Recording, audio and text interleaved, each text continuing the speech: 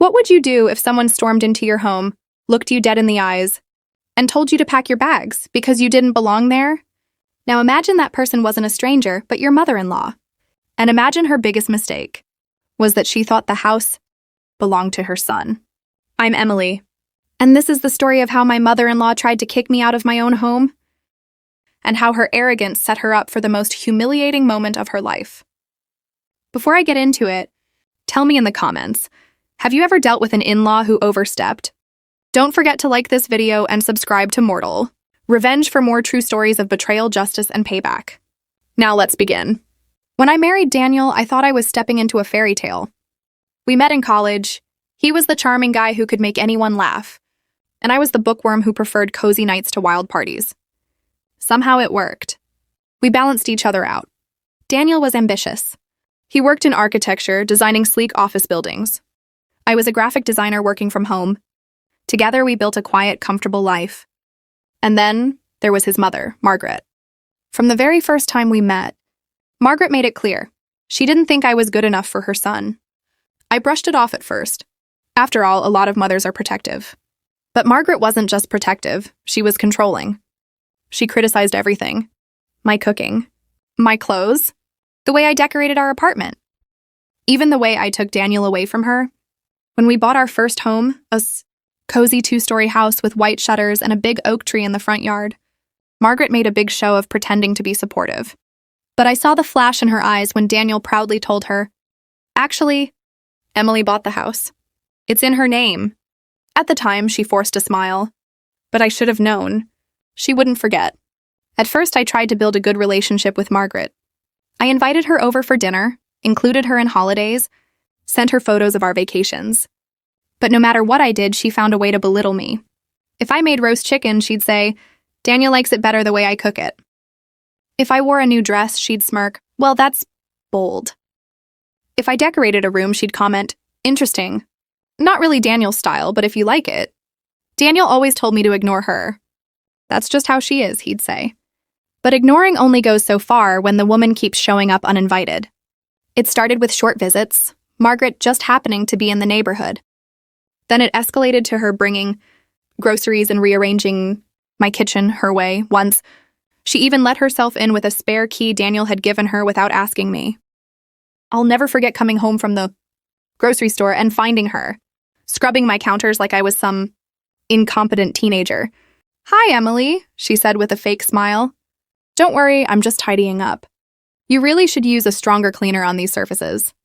That day, I told Daniel the key had to go. To his credit, he agreed.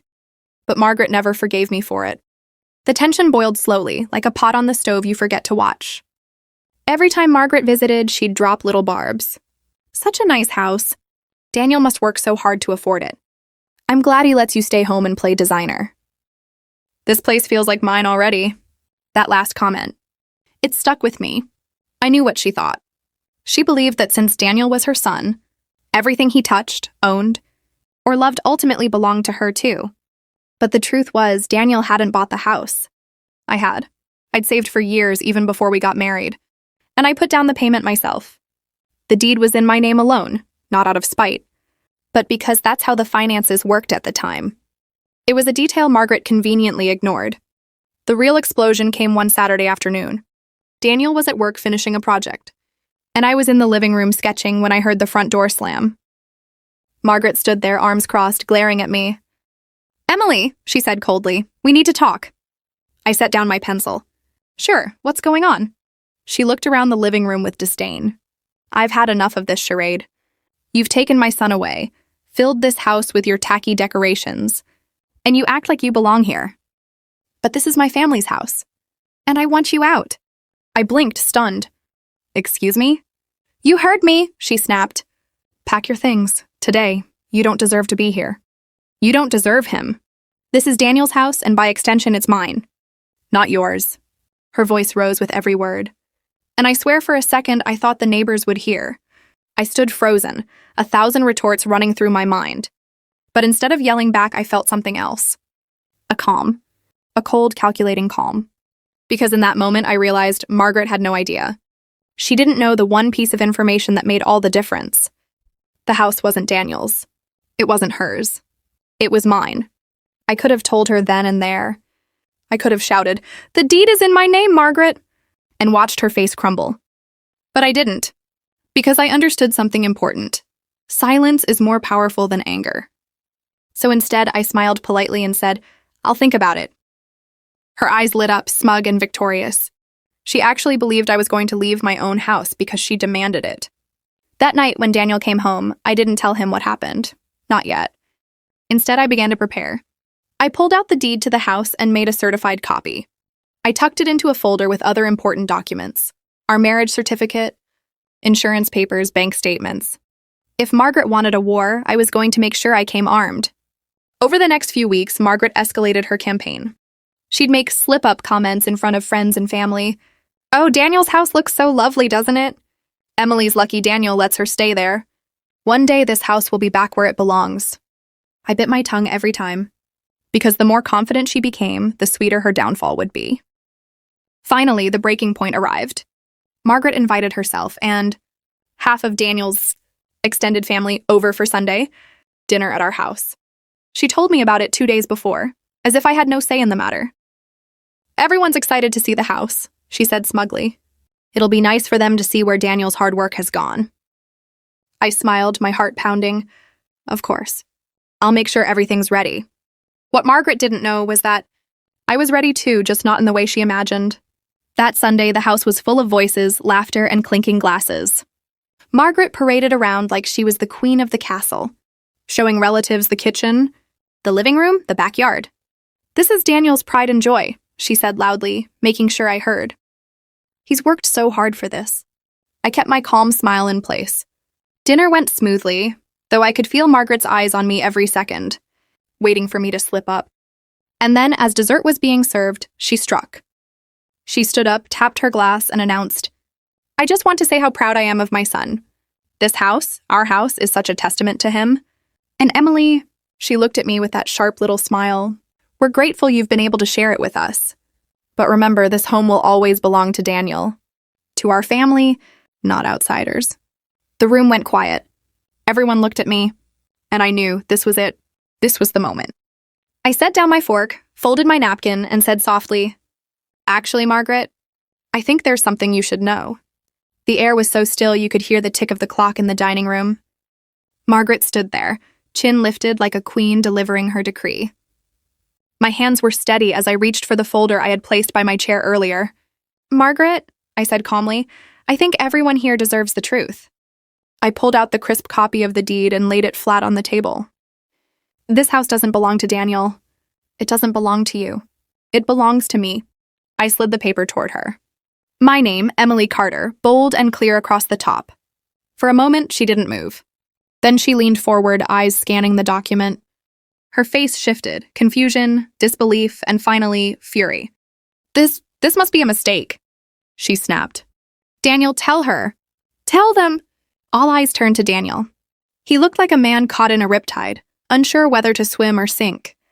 Finally, he swallowed and said quietly, "She's right, Mom. The house is in Emily's name. She bought it. Before we were even married." The room erupted into whispers. Aunts, uncles, cousins, all staring at Margaret. Her triumphant smirk crumbled into a mask of humiliation. Margaret's voice rose higher with every word. "No, this isn't fair. You're his wife, not his keeper. Daniel, you're supposed to provide for your family. How can you let her own you like this?" I sat back, my voice calm but sharp. "Margaret, I didn't marry Daniel for a house. I bought this home because I wanted us to have a future together. But I won't let anyone, not even you, decide whether I belong here. This is my home. My marriage, my life." Her face went red. She opened her mouth to fire back, but the weight of the room pressed in. One of Daniel's uncles cleared his throat. "Seems to me, Margaret, that Emily's been the one holding things together. You should be grateful not tearing her down." Another relative muttered, "Always sticking your nose where it doesn't belong." For the first time since I'd known her, Margaret was speechless. Dinner ended in tense silence. Relatives made awkward excuses and left one by one. Daniel and I cleaned up in near silence, the sound of plates clinking louder than words. Finally, he sat down heavily at the table. "Emily," he said, rubbing his temples, "I'm sorry. I should have set boundaries with her years ago." I crossed my arms. You think? His eyes met mine. I was trying to keep the peace, but I see now, all I did was hand her control. I didn't respond right away. My heart was still pounding, adrenaline still coursing through me. I need to know, Daniel, I said finally. Do you stand with me? Or with her? There was a long pause. Then slowly he reached across the table and took my hand. With you, he said. Always. And though I wanted to believe him, I knew this wasn't over. Margaret wouldn't let it be. The week after the dinner, Margaret unleashed her fury. She called Daniel daily, leaving angry voicemails about how I was manipulating him. She told relatives I had trapped him into marriage by flaunting my money. She even showed up at my workplace, demanding to see me. Emily, she hissed in the lobby, ignoring the receptionist. You think you're clever, don't you? But this isn't over. That house will never be yours in my eyes. I smiled sweetly, pulling out my phone. Margaret, if you don't leave right now, I'll call security. And the next time you show up here, it'll be the police. Her eyes widened, not with fear, but with shock. She wasn't used to anyone calling her bluff. She left fuming, and that was the moment I knew. She had officially lost control. Daniel and I had a long talk that night. I can't do this anymore, I told him. I won't live in constant battle with your mother. Either we set hard boundaries or this marriage won't survive. He nodded, face pale but determined. The next day, he called Margaret. I listened from the kitchen as he said the words I'd been waiting to hear. Mom, you need to stop. This is Emily's house. It's our marriage. If you can't respect her, you won't be welcome in our lives. Period. Her shrill protest came through the phone, but Daniel stood firm. It was the first time I'd ever heard him raise his voice to her. And in that moment, I realized, sometimes the strongest revenge isn't dramatic. It's simply refusing to let toxic people control you. Margaret went quiet after that. No more surprise visits. No more phone calls. No more meddling. I heard through the grapevine that she was sulking, telling friends I had poisoned her son. But for once, her words didn't sting, because the truth had already been revealed. Everyone knew the reality now. She wasn't in control. She never had been. And I had reclaimed my peace. Looking back, I realized something important. Margaret's real problem wasn't me. It was the fact that she couldn't control her son anymore. She thought marriage meant ownership. And when I didn't bow down, she panicked. But here's the thing, respect is not optional. If you can't respect your child's spouse, you don't deserve access to their lives. That day at the dinner table, when I slid that deed across the wood, I wasn't just proving ownership of a house. I was proving ownership of my life. Daniel and I went to counseling. We worked on rebuilding trust, not between us, but between him and his ability to stand up for me. It wasn't easy. There were scars left behind. But slowly we rebuilt. And Margaret? She remained on the sidelines. Every so often, she tried to sneak her way back in with apologies laced with bitterness. But I kept my boundary clear, respect me or stay away. And surprisingly, over time, she learned. Not because she wanted to, but because she had no other choice.